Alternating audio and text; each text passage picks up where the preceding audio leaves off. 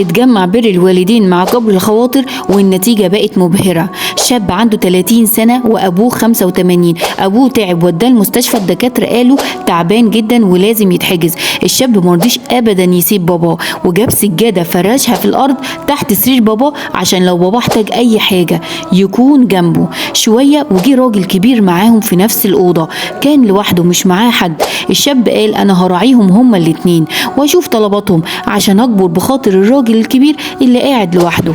باباه جه تعب وتوفى. خلص العزا بتاع باباه، رجع على المستشفى تاني، قعد مع الراجل الكبير لغاية ما اتحسن والحمد لله خرج، وكان طول الوقت بيكلمه يطمن عليه.